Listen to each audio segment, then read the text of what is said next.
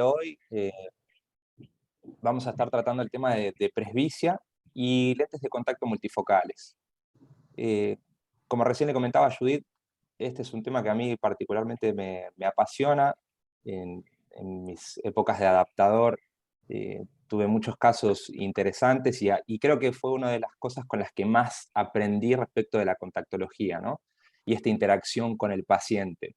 Así que hoy vamos a hacer un pequeño recorrido sobre la presbicia en primera instancia y después sí nos vamos a adentrar ya con específicamente las lentes de contacto multifocales.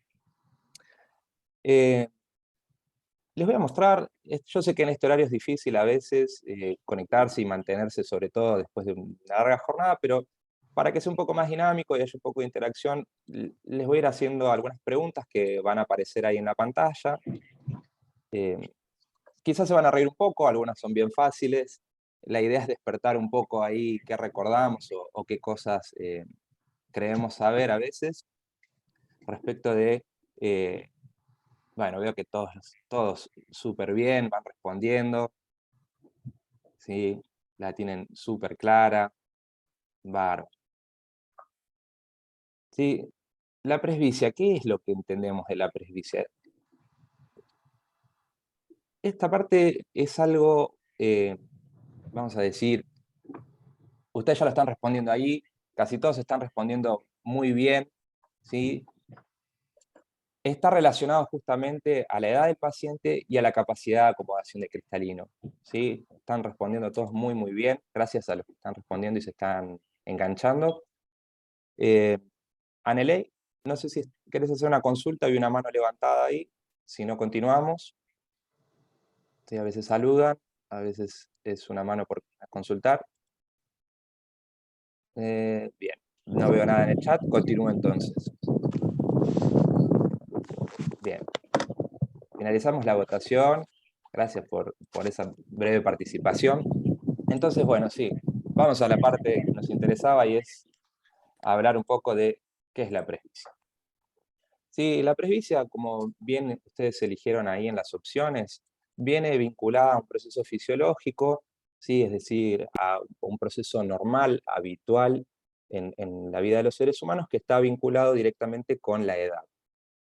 Normalmente se la conoce como vista cansada, ¿sí?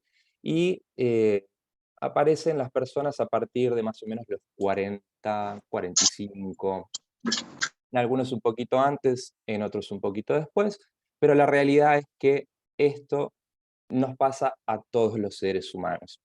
¿Y qué es lo que nos pasa cuando llegamos a la presbicia? Bueno, tenemos dificultades para observar objetos cercanos. ¿Por qué se da esto? Bueno, esto tiene que ver justamente con como ustedes saben, nuestro ojo es un sistema óptico complejo en el que intervienen varios medios y el más importante o el que tiene la capacidad de adaptarse y facilitarnos la visión a diferentes distancias es nuestro cristalino. El cristalino tiene la capacidad de acomodarse o engrosarse y adelgazarse. Esto, lógicamente, genera que tenga un poder refractivo diferente que se acomoda acorde a la necesidad que tenemos. Es decir, que tiene la capacidad de adaptarse, se acomoda. Esto es algo bastante interesante porque muchas veces cuando hablamos de presbicia, ya lo vamos a ir viendo un poco más adelante, eh, perdemos un poco la noción de esta capacidad de acomodación y la entendemos como que está o no está. No entendemos que es algo que es más bien dinámico, que es algo que se va acomodando o corrigiendo, por decirlo de alguna manera, con el tiempo, ¿sí? Fíjense, nuestro sistema óptico, ¿sí? Cuando llega a la presbicia, cuando llegamos más o menos a los 40, 45 años, tiende a perder, como el resto de nuestro cuerpo, ¿no? Eh, Cierto tono muscular, ¿sí? El cristalino tiende a esclerosarse, es decir, se engrosa un poco, tiende a ponerse un poco más grueso, ya no es tan ágil, y esto lógicamente dificulta, perdón Silvia, te voy a silenciar, estoy escuchando algún ruido de fondo, ahí va, ahora sí creo que todos escuchamos bien. Sí, y esto dificulta la visión de objetos cercanos. Eh, los primeros síntomas de la presbicia ustedes seguramente lo saben cuando vienen los pacientes más jóvenes, que son habituales, o ya vienen usando anteojos o lentes de contacto, empiezan siempre a decirnos que hace falta luz, que tienen que alejar los objetos o incluso hasta agrandarlos. Esto es porque nuestro cristalino ha perdido esa capacidad de eh, ponerse más gordito, ¿no? ¿Sí? Convertirse en una lente biconvexa, es decir, que ha perdido poder positivo, y justamente la forma en la que nosotros eh, solucionamos esta dificultad es agregando adición, ¿sí? Es decir, un poder positivo, ya sea en un lente de contacto o en anteojos. Ahora, como les decía antes, fíjense qué interesante esta gráfica que nos habla un poco de la capacidad de acomodación, que es un concepto que normalmente aprendemos cuando estamos estudiando y después en la práctica a veces lo dejamos un poco de lado, quizás no lo tenemos tan presente, vamos a decir. ¿Por qué?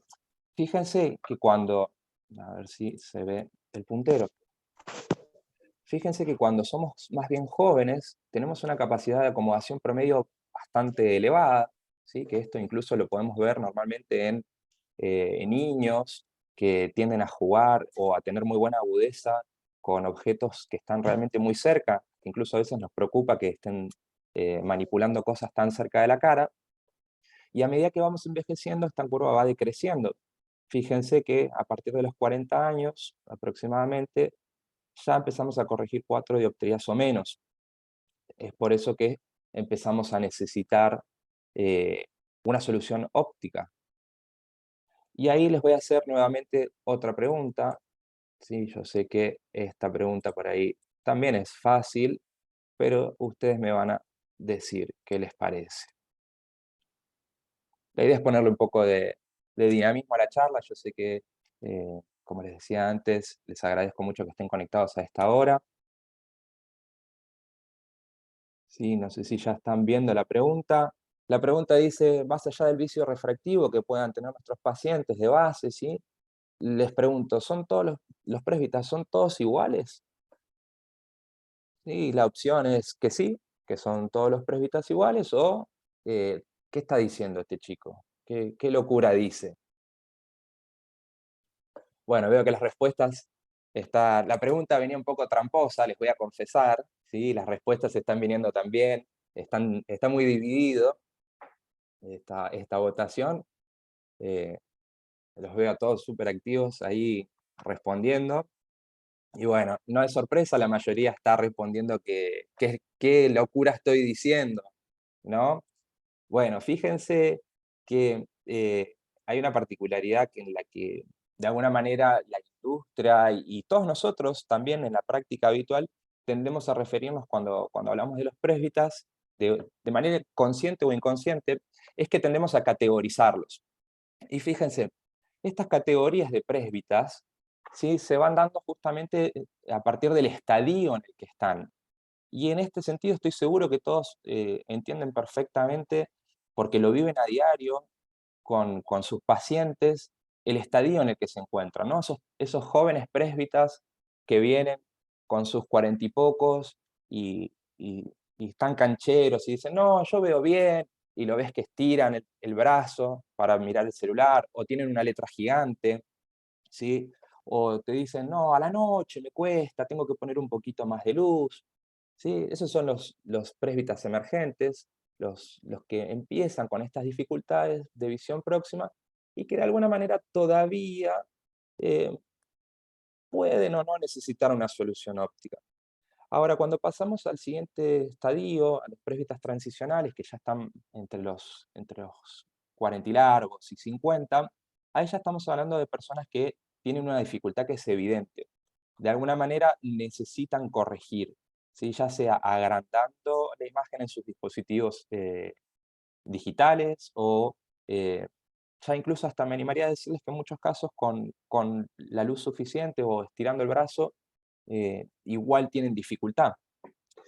Y por último, en los presbitas maduros, que ya son personas de arriba de 55 años, en los que, digamos, han perdido gran parte de su capacidad de acomodación y requieren sí o sí una solución óptica. Fíjense que, como les decía, no es casualidad que tengamos estos tres estadios, y que los separemos en tres grandes grupos de adición. Un estadio emergente o una adición baja, que normalmente trabajamos de 0,75 a 1,25.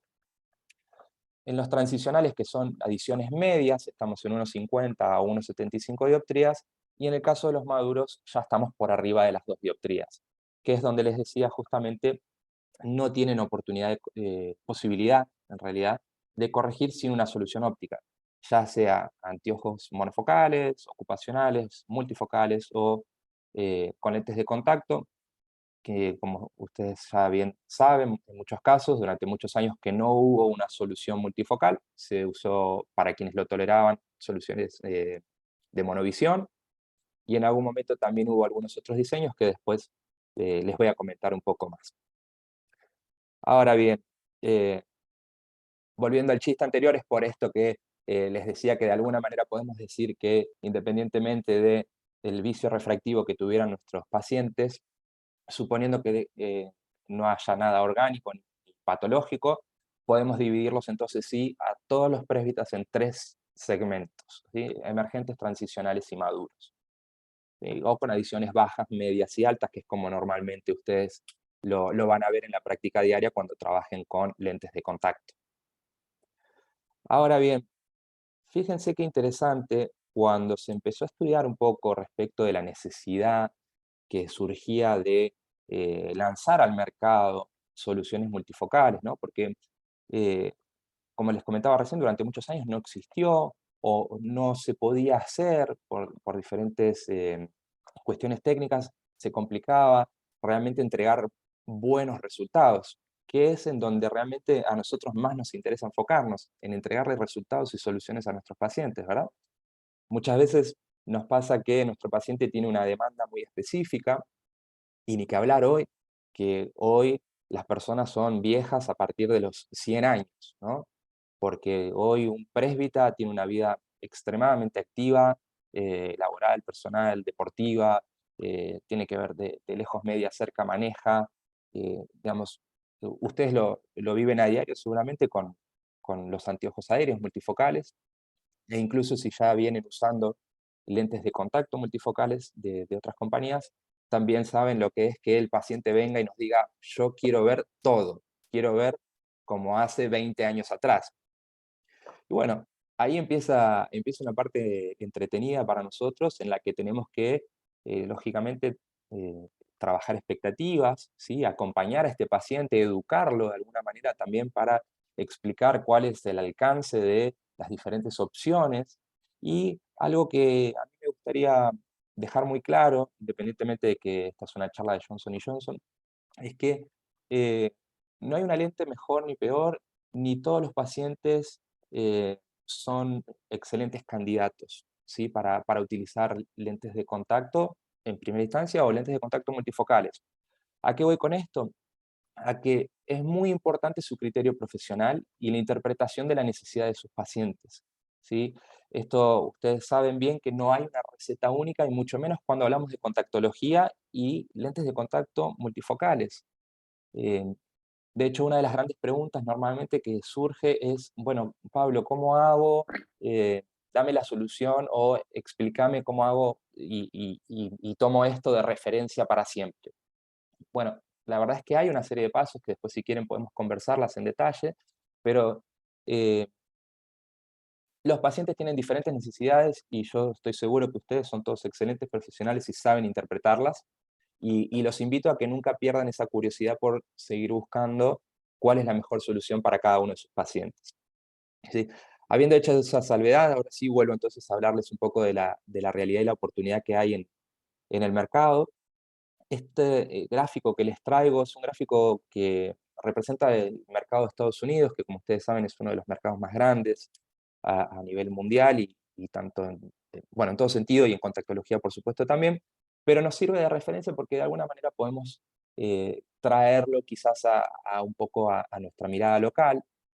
Y en ese sentido les voy a mostrar para que se entienda un poco, yo sé que esta gráfica a veces en primera instancia es rara, pero acá, a mano izquierda tenemos el porcentaje total de la población y debajo tenemos el rango etario, ¿sí? Las edades. En esta primera línea, que observamos que se eleva a casi la mitad de la población, estamos hablando de personas que necesitan una corrección visual. No que utilicen, sino que necesitan. Ustedes saben que eh, más o menos el 40% de la población tiene algún vicio refractivo, así que estamos más o menos dentro de estos parámetros que arrancan en la adolescencia, que es cuando se suelen hacer la mayoría de las evaluaciones o suelen ir a las primeras consultas, y de ahí en más sabemos que a partir de los 40 en adelante, por la presbicia y otros vicios, e incluso a veces lamentablemente por cuestiones patológicas, requieren, sí, hasta llegar a casi el 100% de la población. Ahora bien, cuando pasamos a hablar de cuánta de esta población que requiere lentes de contacto, perdón, requieren una solución visual, utiliza lentes de contacto, fíjense que es esta línea de acá abajo, que es bastante, bastante menor, ¿sí? Tiene acá en la adolescencia un piso donde más o menos ya se empieza a aplanar y a medida que llegamos a los 40, 40 y largos, empieza a decrecer otra vez. Y acá si empezamos a pensar un poco, no es tan raro decir, bueno, en la adolescencia la mayoría de los pacientes empiezan con más actividades, tienen requerimientos más específicos y por ahí pueden y quieren usar lentes de contacto y es cuando empiezan la vida independiente, la vida activa y empiezan a utilizarlas. Esto se sostiene a lo largo del tiempo, lamentablemente, como bien sabemos, muchas veces abusando o mal usando las lentes y quizás a determinada edad no encuentran una solución, por ejemplo, de lentes de contacto multifocal o empiezan a tolerar cada vez menos y empiezan a dejar de usar las lentes, ¿sí? Entonces, fíjense que entre la gente que tiene un vicio refractivo y la que usa lentes de contacto, hay un gran espacio y para el caso de los presbitas o las personas de 40 en adelante, hay una gran oportunidad para atraer nuevos usuarios, incluso personas que nunca utilizaron, porque a partir de la presbicia, a partir de los 40, todos somos presbitas. Entonces, todos van a tener un requerimiento de solución visual. Puede ser con lentes de contacto o no. Lo interesante es que es un potencial usuario para nosotros. Todo aquel que tenga un vicio refractivo es un potencial usuario y esta curva se agranda cada vez más. Sin embargo, vemos también que la cantidad de usuarios actuales tiende a bajar un poco. Entonces, tenemos dos oportunidades para el negocio. Por un lado, atraer nuevos usuarios y por el otro, retener usuarios actuales que hasta el momento no encontraban una solución multifocal que les diera resultados o eh, quizás lo que les comentaba antes de la tolerancia o diferentes motivos por los cuales han ido abandonando la categoría de lentes de contacto. Bueno, en este caso, como la gráfica es de Estados Unidos, fíjense que hay un montón aparece con algunos números que no vienen al caso, pero digamos, hay una gran oportunidad de personas mayores de 45 años, ¿sí? Que podrían ingresar al mercado de lentes de contacto y de esos mayores de 45 años son menos del 10% los que utilizan lentes de contacto multifocales. O sea que realmente tenemos una gran oportunidad para hacer crecer la categoría de lentes de contacto y ni que hablar multifocales. Ahora bien, eh, volviendo a la presbicia, vieron que yo antes les decía que una de las características es que siempre pensamos en la acomodación, y bueno, porque para nosotros es lo más evidente, es el motivo por el cual nos vienen a consultar incluso los pacientes. Esos clientes o pacientes habituales con los que tenemos más confianza cuando llegan a cierta edad, vienen y nos dicen, che, Pablo, me está costando un poco ver, o estoy teniendo ciertas dificultades, ¿qué pasa? ¿No? Y bueno, está entrando a la presbicia. Ahora, la presbicia viene asociado también a otras cuestiones, porque viene asociado justamente a un cambio fisiológico, es decir, a- a nuestra edad, que vamos creciendo, ¿sí? Nos vamos haciendo más grandes, y esto resulta con otros factores clínicos.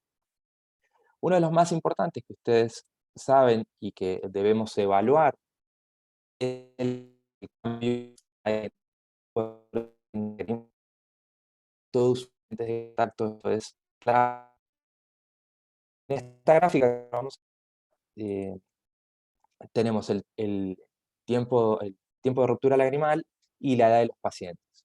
¿Sí? Como ya más o menos sospechaban, o me imagino que sospechaban, en niños es bastante elevado y a medida que vamos aumentando de edad, este tiempo va bajando considerablemente. Incluso más en aquellos que, como les decía recién, han utilizado o abusado de las lentes de contacto durante muchos años.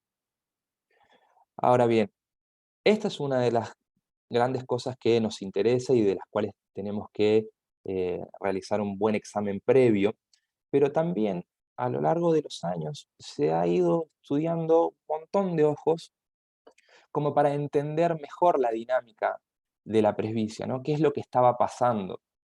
Porque hasta ahora sabemos que con la edad eh, perdíamos esta capacidad de acomodación, teníamos un film lagrimal que se rompía más rápido, ya sea por la cantidad o hasta incluso la calidad de la lágrima. Y también empezamos a ver que hay un cambio significativo en el diámetro de nuestras pupilas, ¿sí? En nuestro diámetro pupilar. Esto, como les decía antes, también tiene que ver con el tono muscular, es decir, con la pérdida de la fortaleza del músculo del iris, y por eso, a medida que vamos envejeciendo, se va achicando nuestro diafragma natural. Ahora bien, una de las cosas que surgió a lo largo de hacer estos estudios es que hay una diferencia muy marcada entre el diámetro pupilar de los miopes y de los hipermétropes. Esto es algo que de alguna manera durante mucho tiempo no se nos pasó por alto, ¿sí? Y lo digo abiertamente porque cuando uno hasta incluso lo trata de pensar un poco, y vuelve quizás allá a ópticas geométricas, algunos años atrás, cuando estudió, tiene bastante lógica que pensemos que, o sea, los hipermétropes, por ejemplo, tengan diámetros pupilares más pequeños, ¿no? Donde los rayos que ingresan a nuestro ojito tiendan a converger, ¿sí? Y en el caso de los miopes, al revés, que tengan diámetros pupilares mayores, donde necesitamos más rayos laterales. Entonces, fíjense que esto de alguna manera es una adaptación, creo yo, increíble de nuestro cuerpo como para tratar de alguna manera acompañar nuestro vicio refractivo, ¿sí? Lógicamente, eh, en muchos casos no logra salvar este vicio, ¿sí? Incluso sabemos que los miopes no tienen forma de acomodar en absoluto, y los hipermétropes se defienden un poco más hasta que llega la presbicia, ¿no? Que ahí es cuando se ponen eh, interesantes esos casos de esos pacientes que vienen y te dicen, yo veo bárbaro, siempre vi perfecto y ahora de la noche a la mañana, no sé, no veo tan bien de cerca y estoy un poco incómodo. E incluso esos hipermétropes no corregidos o hasta incluso con bajas correcciones, cuando los corregimos, muchas veces nos dicen que ven muy bien, pero que no están cómodos, ¿no? Nos dicen, sí, veo perfecto, veo en HD, pero no estoy tan cómodo. Bueno, ahí es donde empieza entonces también todo nuestro trabajo profesional para acompañar a ese paciente a que logre su mejor visión y que esté confortable con ella. Ahora bien, como les decía, el tamaño pupilar tiene entonces un gran peso, ¿sí? En cómo vamos nosotros a adaptar estas lentes. Fíjense que de alguna manera la presbicia es un problema dinámico, ¿sí? Va cambiando con la edad, afecta la cantidad y la calidad de nuestra lágrima, el tiempo de ruptura que tiene nuestra lágrima y nuestro diafragma natural. Y nosotros lo que estamos haciendo es colocar un medio estático para resolverlo, una lente de contacto que ya viene con sus correcciones fijas, como la pedimos, una corrección esférica y su adición, ¿sí? Entonces, ¿qué pasa cuando empezamos a hacer este trabajo? Primero necesitamos entender cómo funciona la lente.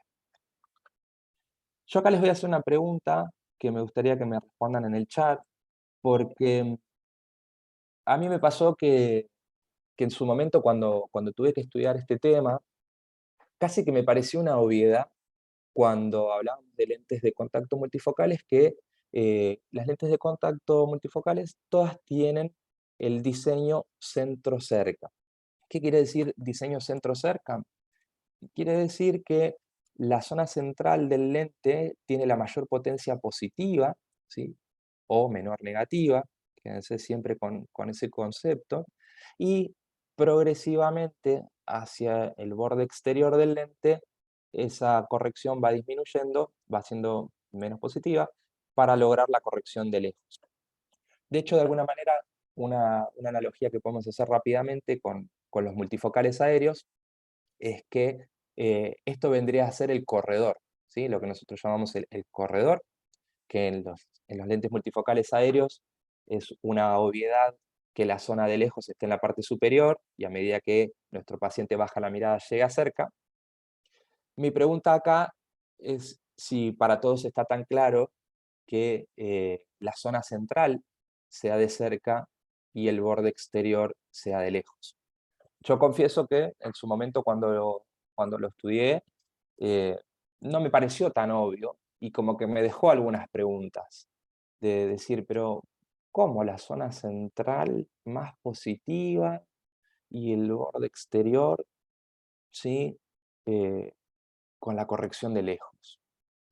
¿Alguno se anima a poner en el chat o hasta incluso si quieren abrir el micrófono, a contarme si lo ven así, si les parece tan obvio? Eh, A ver, ahí Gabriela se anima a responder algo también. Bien. Sí, tiene que ver con la relación del tamaño pupilar, exactamente, por eso veníamos hablando un poco de eso. Y les cuento, en realidad tiene que ver con tres cosas que es súper interesante. O sea, cuando nosotros miramos de cerca, lo primero que hacemos es, bueno, lógicamente acomodar, que es algo que hacemos involuntariamente, pero le damos una mayor potencia positiva a nuestro cristalino. Nuestros ojos convergen, ¿sí? Que esa es la segunda. Y la tercera es que nuestro iris, ¿sí? Tiene miosis, es decir, que se achica. Son entonces estos tres pasos los que hacen que tenga todo el sentido del mundo que la zona central del lente tenga la corrección positiva. Cuando nuestro iris, ¿sí? Se achique, nuestra pupila se achique, vamos a estar observando por la zona que necesitamos. Y, como bien saben, en posición primaria de mirada, nuestro diámetro de zona de iris, perdón, de pupila, es bastante más grande y nos va a dar todos los rayos de luz que necesitamos. Ahora, una pregunta que a veces surge con esto y que yo me hice en su momento es qué pasa con esta zona central, con esta zona positiva, porque estos rayos también van a estar refractando y van a estar pasando a nuestra retina. Ahora bien, es interesante recordar que es nuestro cerebro, ¿sí? quien observa y no nuestros ojos. Nuestros ojos solo transmiten información. Y esta parte es súper importante para recordar, porque gracias a que es nuestro cerebro quien detecta lo que le interesa ver, es que puede borrar las imágenes que no le interesan. Por eso es que podemos hacer monovisión también. Nuestro cerebro identifica rápidamente dónde es que le interesa ver, si de lejos o de cerca, y bloquea la imagen que transmite uno u otro ojo. Acá en este caso tiende a pasar más o menos lo mismo, ¿sí? Esta zona central, cuando no es necesario, nuestro cerebro de alguna manera la remueve, ¿sí? Y nos da las imágenes que vemos a lo lejos, con las potencias exteriores, y cuando queremos ver de cerca, automáticamente nuestra pupila se encarga de hacer el resto, ¿sí? Nuestros ojos convergen, se achican y tenemos los rayos pasando por la zona central. Perdón que me extienda un poco con esto, eh, pero la verdad es que es muy importante tenerlo claro para poder interpretar también qué es lo que nos dice nuestro paciente cuando eh, nos dice que no está cómodo o no está viendo bien. Porque fíjense, una de las cosas que tiene que pasar necesariamente con cualquier lente de contacto multifocal es que nuestro paciente tiene que ver siempre perfecto de lejos. Nuestro paciente tiene que estar cómodo de lejos, ¿sí? Tenemos que poder garantizarle una buena visión de lejos. Entonces, una de las cosas que podemos sospechar de alguna manera es que si nuestro paciente nos dice que no está viendo bien de lejos, seguramente nos estamos pasando de adición, por ejemplo, ¿sí? Estamos dándole una zona central muy positiva o hasta incluso muy grande, y eso le está incomodando. Fíjense, les voy a mostrar este gráfico que es bastante esquemático, pero lo hace interesante para entender bien la relación que hay entre los diámetros pupilares y por qué es importante ajustarlos. Acá, ahí está, ahí se ve, sí, bien. Acá podemos ver de alguna manera un diámetro un poco más grande y acá uno más chiquitito, ¿verdad? Sí, esto es bastante evidente. Ahora, fíjense que en la mayoría de los casos, hasta el momento, los fabricantes de lentes de contacto tendían a eh, adaptar este diámetro de zona óptica a al estadio de la presbicia, ¿sí? Por decirlo de alguna manera, el corredor, como en los lentes multifocales, venía con ciertas características para adiciones bajas, con otra característica para adiciones medias y con otra para adiciones altas. Ahora bien, como les decía antes, en el caso de las lentes de Johnson, una de las cosas que se hizo fue intentar personalizar esto, ¿sí? ¿Por qué les digo intentar personalizar? Porque siempre volvemos a lo mismo, es una solución estática a un problema dinámico. ¿Qué quiere decir? Que siempre vamos a tener que estar acompañando a nuestro paciente para darle la mejor lente para ese momento. Podemos tener un paciente que eh, sea joven y arranque con un diámetro bastante grande y a medida que vaya envejeciendo va a ir requiriendo otros. Este diámetro de zona óptica, en el caso de las lentes de Johnson Johnson, ya viene de fábrica, ¿sí? Porque esto también a veces es una pregunta que cuando empezamos a hablar de esto es, bueno, ¿cuáles son los parámetros que debemos contemplar? La realidad es que ya vienen de fábrica y vienen ajustados justamente para acompañar el vicio refractivo del paciente y el estadio de la presbicia en la que está. Eso quiere decir que podemos tener, por ejemplo, un miope, sí, bastante alto, por decir, no sé, -7, con una adición baja que tenga este diámetro de zona óptica, y ese mismo miope de -7 podrá tener en una adición media este diámetro de zona óptica y este otro diámetro en una adición alta. ¿Por qué me detengo con esto también? Porque es importante entenderlo y estar atentos a cuando hacemos un salto de adición y nuestro paciente nos dice no estoy cómodo. Bueno, no está cómodo no solo porque estamos cambiando la adición, sino que también estamos de alguna manera modificando el diámetro de zona óptica. Esto es algo interesante que después, si quieren, les cuento un poco más a qué se refiere lo de los 183 parámetros y demás, pero eh, a grandes rasgos hoy esto es lo más cercano a personalizar un lente que hemos logrado, ¿sí? Y a un lente multifocal, que de vuelta, eso hago mucho énfasis porque realmente nuestro paciente va a ir de alguna manera progresando con su presbicia y nosotros vamos a tener que ir acompañándolo con la corrección y la adición necesaria. Ahora les voy a mostrar bastante rápido esto, que es un ejemplo un tanto divertido que se les ocurrió a la compañía hacer para, para poner énfasis en esto de mostrar la importancia del diámetro de zona óptica y el diámetro de nuestras pupilas. Fíjense que acá en este ejemplo tenemos una persona que está sentada en un restaurante, es presbite incipiente, o sea que debe tener 40 y pocos. eh, Podemos suponer que es semétrope o que incluso está con lentes de contacto monofocales, o sea que está viendo correctamente, de lejos y de media, pero de cerca tiene una cierta dificultad que le gustaría corregir. Ahora bien, cuando esta persona utiliza una lente de contacto multifocal y su pupila es más grande que el perfil óptico del lente, va a suceder que va a ver bien de lejos, ¿sí? Su pupila es más grande, o sea que va a utilizar todo el perfil óptico del lente, pero muy probablemente la zona de cerca no sea tan nítida, ¿sí? ¿Por qué? Porque le va a quedar una zona muy pequeña que no va a poder aprovechar. Entonces, esto seguramente sea una dificultad para ver correctamente, que nos expresen los pacientes.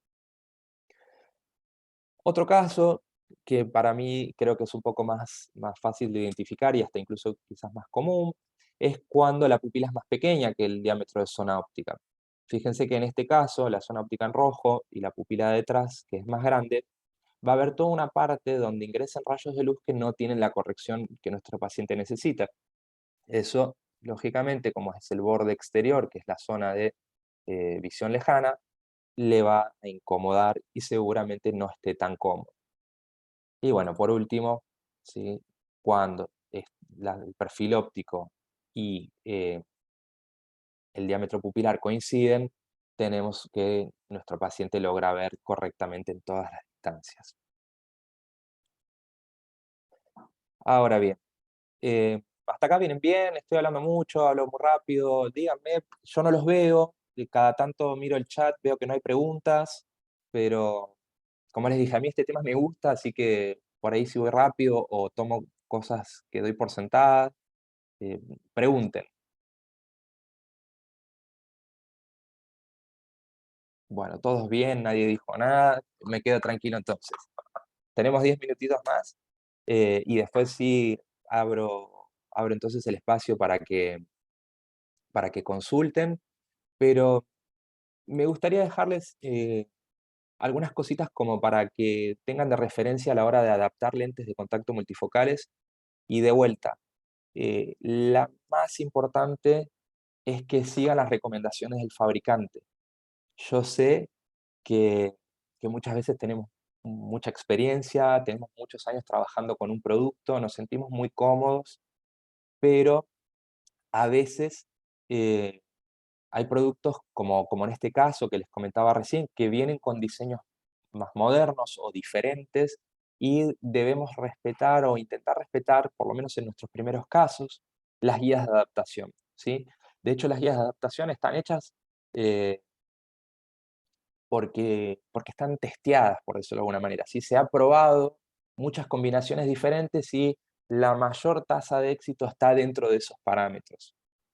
Lógicamente, ustedes con su experiencia y con cada uno de sus pacientes después van a ir interpretando esto y van a encontrar, como les dije antes, los mejores resultados. Pero en la medida de lo posible siempre traten de trabajar dentro de estas guías porque estas guías son recomendaciones que están para que trabajemos menos, ¿sí? Realmente están para eso, están para que de alguna manera tomemos todas las variables en consideración desde un principio y a la hora de adaptar a nuestro paciente que vayamos casi con la lente ideal, que el rango de ajuste sea muy pequeñito, que no tengamos que estar sobre refraccionando y trabajando con nuestro paciente, hacerlo irse a la casa, que las pruebe, que maneje, ¿no? Porque eso es una opción, o sea, prueba y error es una opción totalmente válida, de hecho muchas veces estoy seguro que la hacemos, eh, pero la idea acá es entender que nuestros pacientes son pacientes que muchas veces no tienen mucho tiempo, a veces vienen con ganas, pero si ven que es difícil y, y de hecho ya, si quieren, hasta es difícil en muchos casos manipular el lente, ¿no? Cuando hablamos de un paciente que no ve de cerca y tiene que manipular algo transparente, pequeño, o sea que realmente hay a veces bastantes trabas, ¿no?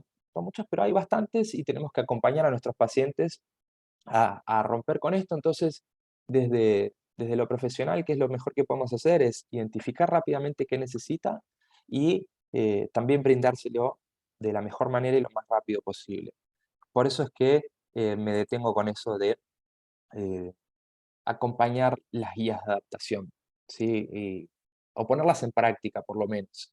Yo sé que después, cuando uno se pone más canchero y ya conoce los productos, hasta lo hace de memoria, ¿sí? Pero en un principio, cuando estamos haciendo estas primeras adaptaciones, es interesante seguirlas.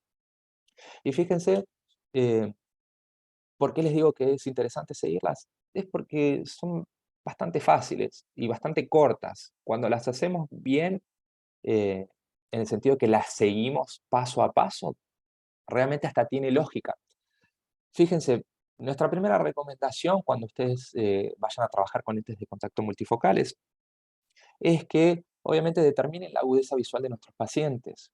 Yo sé que esto parece una obviedad, pero muchas veces por hacerlo rápido, por estar en contacto con un paciente con el que tenemos buena relación y lo conocemos, lo sentamos, le colocamos lentes y pretendemos que vea algo que no sabemos si lo puede ver, ¿sí?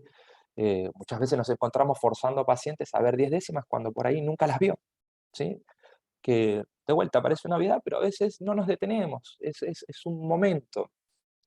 Y para esto debemos determinar cuál es su agudeza haciendo una afinación subjetiva, ¿sí? La afinación subjetiva, ¿qué es lo que nos va a orientar, además de la agudeza? Es encontrar la máxima corrección positiva que ese paciente tolera. Esto es clave para detener la acomodación. Y fíjense que muchas veces cuando hablamos de lentes de contacto multifocales, el, el tabú viene asociado a los miopes, ¿no? Porque los miopes son personas exigentes. Ahora, los miopes, si vamos al caso, son personas fáciles de interpretar, porque los miopes ven o no ven, ¿sí? No tienen término medio. Como el miope no acomoda y normalmente ha utilizado una corrección visual a lo largo de su vida, es un paciente que es bastante rápido de interpretar, porque él mismo nos va a decir, estoy cómodo, estoy incómodo, veo o no veo. Ahora, cuando pasamos a los hipermétropes, que sobre todo los que vienen hipocorregidos o nunca corrigieron, esos son un poco más complejos porque esos sí acomodan y buscar su máximo positivo puede ser un poco complejo. Dense el tiempo, ¿sí? Para sentarse con el paciente y lograr el máximo positivo que tolere, ¿sí? Esto yo sé que hasta suena medio tonto, pero a veces probamos una cosa y al ratito nos dice no estoy tan cómodo, entonces vamos a intentar buscar siempre eh, reducir la acomodación de lejos para guardarnos toda esa capacidad que le quede, ¿sí? Sea mucha o poca, para cuando vea de cerca. Para esto utilicen siempre luz ambiente, que eso es clave, y bueno, el test de su preferencia, rojo, verde, Snellen, lo que quieran. Si tienen proyector, si tienen cartilla, eso, lo que les sea más cómodo y estén acostumbrados, viene perfecto. Ahora bien, cuando ya sabemos cuánto ve nuestro paciente y qué es lo que necesita para ver, ¿sí? Debemos detenernos un segundito en un concepto que, de vuelta, a mí también cuando tuve que estudiarlo me trajo un poco así como ciertas dudas, porque vamos a hablar de la dominancia ocular. Y la dominancia ocular, eh, nosotros la vamos a trabajar desde lo sensorial.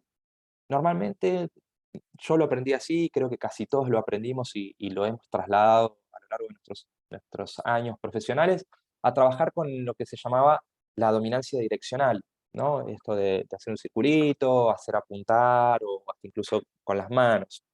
Ahora bien, fíjense que si bien muchas veces coincide, ese tipo de evaluación tiene dos sesgos que son muy importantes. El primero es que el paciente va a decir que como es diestro, su ojo dominante tiene que ser el derecho, ¿no? O sea, ya viene con un preconcepto de que si su lado hábil es el derecho, entonces su ojo tiene que ser el derecho también. Entonces ya hay un poco la prueba no es tan objetiva. Y por otro lado, es lo que se llama operador dependiente. O sea, dependemos de la colaboración de nuestro paciente, ¿no? Cómo pone las manos, si mueve la cabeza cuando pone las manos. Y esto podría inducir el error. Entonces, cuando hablamos de la dominancia, nos vamos a centrar en la dominancia sensorial.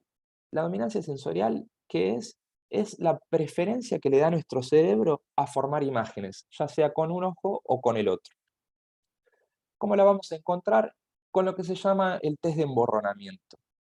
¿Sí? El test de emborronamiento lo que busca es eso, es ver qué ojo se sensibiliza más cuando colocamos un Provin con un lente de más 1,50, más 1,50, más 1,25, 1,75, eso lo pueden manejar ustedes. Pero la idea, ¿cuál es? La idea es que nuestro paciente está con los provines, ¿sí? Está con su mejor corrección, está viendo perfectamente o lo mejor que puede ver de lejos. Nosotros vamos a agarrar un provin y se lo vamos a colocar delante de un ojo, primero durante unos segundos y después del otro. Y el paciente nos va a decir si, si es cierto, ahí Sabrina nos comenta que este test realmente está bárbaro. Está bárbaro porque aparte, incluso van a ver después cuando si se animan a hacerlo, que si quieren hacer el test direccional, no siempre coincide y es llamativo hasta para el paciente. Porque este test lo que tiene interesante es eso, es que nos dice eh, qué es lo que está interpretando el cerebro, ¿sí? Y nos lo dice muy rápido, porque el paciente nos va a decir, ah, no me molesta, o, uy, ahí sí me molesta, se hace evidente, ¿sí? Ni que hablar con unos 50, es un montón, seguro que va a haber borroso, pero con uno de los dos ojos va a haber mucho más borroso, ¿sí? Entonces, ahí está la clave para identificar correctamente la dominancia. Entonces, bueno, una vez que tenemos qué necesita para ver de lejos, cuál es su ojo dominante, vamos a pasar entonces sí a hablar de la adición necesaria para nuestro paciente. Ahí Pablo pregunta si se hace de forma binocular. Sí, el paciente va a estar corregido binocularmente, pero nosotros lo vamos a hacer monocularmente, ¿sí? De hecho, lo vamos a colocar por delante, es bastante breve, no, ni siquiera hace falta ponerlo en la montura, lo vas a hacer por delante, ¿sí? Serán 2, 3 segundos y después lo vas a hacer con el otro ojo. De hecho, ustedes se van a ir dando cuenta cuando estén haciendo la afinación, incluso antes, el paciente ya va a tener cierta preferencia o cierta agudeza con un ojo por sobre el otro, que después la vamos a corroborar cuando pongamos este PROIN, ¿sí? Eh, y esto, bueno, como les decía, no ocluimos los ojos. Buena pregunta, Vanessa. No lo ocluís, o sea, tiene que estar con ambos ojos, ¿sí? Eso está bueno aclararlo. Eh, ¿Por qué es esto? De alguna manera buscamos que uno de los dos siga trabajando. Vamos a identificar esto, ¿no? ¿Cuál es la imagen que el cerebro está apagando o no? ¿Sí? Eh, Incluso muchos deben estar familiarizados con este concepto de por ahí de si hacían monovisión con sus pacientes. ¿Sí? ¿Por qué buscábamos la dominancia ocular? Era para interpretar esto, a qué ojo le íbamos a dar mayor preferencia para lejos y a cuál íbamos a dar mayor preferencia para cerca. O en ese caso, cerca y lejos, y hoy con multifocales, con cuál vamos a negociar. ¿Sí? Porque se acuerdan que yo les dije que de lejos nuestro paciente va a ver siempre perfecto. Esa es nuestra idea, vamos a apuntar a que vea siempre de lejos perfectamente. Ahora, cuando hablamos de cerca, ya depende mucho de la necesidad específica que tenga nuestro paciente. Ustedes saben que tenemos pacientes que tienen requerimientos más específicos, que trabajan con números pequeños o con cosas que eh, llevan muchas horas de cerca, y otros que nos dicen, no, yo trabajo con media distancia o trabajo manejando o en la calle y no tengo una necesidad tan específica para cerca. Como les digo, ahí es parte de trabajar la expectativa y está incluso un poco negociar con nuestros pacientes hasta dónde podemos acompañar esa necesidad. Que de hecho ustedes esto lo hacen a diario cada vez que trabajan con aéreos, ¿sí? Cuando viene un paciente que nos dice, yo quiero ver todo, ustedes saben que todo tiene una serie de limitantes y todo depende. ¿Quiere un monofocal? ¿Quiere un ocupacional? ¿O quiere un multifocal? ¿Sí? Esto ustedes lo hacen normalmente, o sea que no es nada nuevo, simplemente que lo vamos a trasladar a la contactología, ¿sí? Esta negociación y esta interpretación de las necesidades de nuestros pacientes. Bueno, entonces, como les decía, ya para pasar al último paso, y no me quiero extender más, perdón, yo sé que, como les digo, me encanta este tema. Cuando hablemos de tomar la adición, ¿sí? Pensemos siempre que nuestros pacientes presbitas están perdiendo lentamente la capacidad de acomodar, pero no la han perdido por completo, ¿sí? Entonces, cuando hablemos de adición, tratemos de buscar la menor adición posible. ¿Y por qué les digo esto? Porque cuando nosotros nos pasamos y colocamos más o toda la adición necesaria de entrada, nuestro paciente va a ver gigante, va a estar contento, va a tener una lupa y nos va a decir, qué bien que veo. De hecho, como todos saben, y creo yo personalmente, la cartilla de lectura es nuestro peor enemigo, porque el paciente agarra la cartilla, ¿no? Agarra su hojita y ¿qué hace? Va a buscar la letra más pequeña, ¿no? O sea, su parámetro de ver bien es ir a buscar algo que normalmente no va a usar, que es la letra más chiquita. Entonces, fíjense que lo mejor es arrancar de menos a más e ir trabajando con nuestro paciente para que tenga lo que llamamos un rango dinámico. O sea, que tenga una amplitud para leer a 40 y a 30 centímetros, ¿sí? Que es lo más habitual, porque la mayoría de nuestros pacientes hoy incluso su cerca es el celular, ¿sí? Su vida cotidiana pasa más por un cerca tirando a media. No es tan como antes que quizás uno se ponía a 20 centímetros las cosas para leer. Ahora bien, esto de vuelta, cada paciente es un mundo, eh, quedan ustedes interpretar qué es lo que les dice su paciente cuando habla de cerca, ¿sí? Y bueno, después por último, si van a adaptar o van a tener la oportunidad en algún momento de probar las lentes de contacto Acuvue Oasis multifocal, los invitamos a que, habiendo hecho estos 3 pasos, pasen por eh, la calculadora que tenemos en nuestra página web. La verdad que la calculadora es muy amigable, pide estos datos, pide corrección de lejos, la edad del paciente, la adición y la dominancia, y lo que tiene de interesante es que les va a dar l la propuesta para ese paciente, o sea, para lo que ustedes ingresaron. Les va a decir, para este paciente, probar esta lente, ¿sí? Si este resultado no funciona, bueno, tienen un camino para corregir lejos por un lado o tienen otro camino para corregir cerca, ¿sí? ¿Y por qué les digo esto? Porque, ¿se acuerdan que yo les decía que acá la idea es llegar a colocar la lente casi lista con nuestro paciente y la lente ideal que ya hicieron match, ya se encontraron, ya sabemos cuánto ve nuestro paciente y qué necesita para ver eso, sabemos cuál es su ojo dominante y sabemos cuál es la menor adición con la que está realmente cómodo. Entonces, con todos esos parámetros vamos a poder encontrar la lente ideal, ¿sí? O nuestra primer lente de prueba, que en la mayoría de los casos, me animaría a decirle, casi el 90% es la que termina quedando, ¿sí? Son algunas veces que hay que hacer una modificación, ya sea para lejos o para cerca, y en esos casos normalmente hasta se cambia una sola lente. O sea que, por decirlo de alguna manera, el tiempo y la manipulación que tenemos con el paciente es más bien poco si nos tomamos el trabajo de hacer estos pasos previos en el gabinete. Que yo sé que ahora por ahí parecen un montón y es largo, pero realmente se van a dar cuenta que cuando lo pongan en práctica la primera vez, les llevará 15, 20 minutos y después en 5 minutos lo van a hacer sin ningún tipo de problema. Y bueno, ahora sí, eh, creo que con esto cierro este tema de presbicia y lentes de contacto multifocales. De vuelta les agradezco el espacio, el tiempo. Sé que a esta hora es un montón de información eh, y a mí encima me encanta el tema, me encanta hablar. Así que bueno, quedo atento a preguntas, comentarios, todos bienvenidos.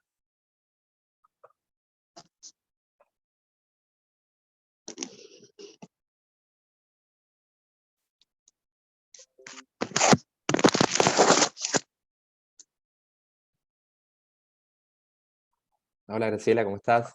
Hola Pablo, buenas noches. Buenas Bueno, noches a todos. Creo que fue muy clara la explicación que has dado. bueno, Concisa, gracias. pero clara, por eso no hay preguntas. Me parece que sí, o quizá alguno se durmió, pero bueno, no importa, están perdonados por la hora, pero eh, desde ya quedan abiertas, o bueno, obviamente el campus para todas las consultas y mismo les dejo mi correo, ¿sí? Si alguien tiene alguna duda específica de alguno de nuestros productos o de esta lente multifocal eh, de la familia Oasis. Y, y bueno, sí, yo creo que este es un tema que está buenísimo en lo profesional y que más estos productos, ¿no? La lente de contacto multifocal que durante tantos años no tuvimos en nuestro mercado, que ahora esté esta posibilidad, creo que nos abre las puertas a trabajar con un montón de pacientes nuevos.